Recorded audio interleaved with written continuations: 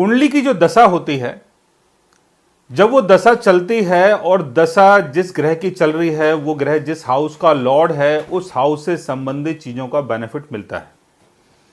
और जिस हाउस में उसकी प्लेसमेंट होती है, उस हाउस से संबंधित चीज़ों का या तो गेन होता है या उसका लॉस होता है। तो ये तो रही एक बात। अब दूसरी बात ये कि अगर हम दशाओं को देखते हैं तो कभी कोई दशा 2 साल के लिए है, कभी कोई दशा 6 साल के लिए है, कोई दशा आपकी 18 साल के लिए है, और हम कुछ बड़ी चीज़ प्लान कर रहे हैं। अब कोई दशा जो है वो उस काम के लिए फेवर नहीं कर रही है, तो क्या हमें वो काम नहीं करना है? देखिए, ऐसा बिल्कुल भी नहीं है।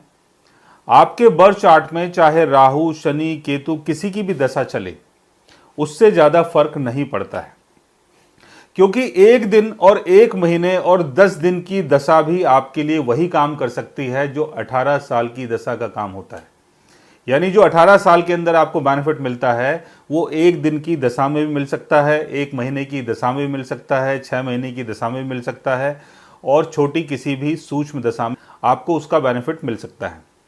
लेकिन बेनिफिट के लिए जिस चीज़ का आप बेनिफिट चाहते हैं, उसका योग आपके बर्थ चार्ट में पहले से होना चाहिए।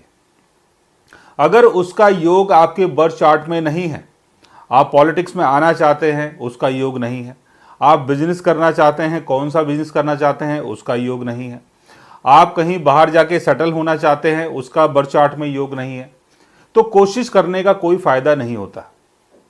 और अगर आपके बर्थ चार्ट में कोई योग बना हुआ है, तो आपको डेली कोशिश करनी चाहिए, आपको अच्छी दशा का इंतजार नहीं करना चाहिए।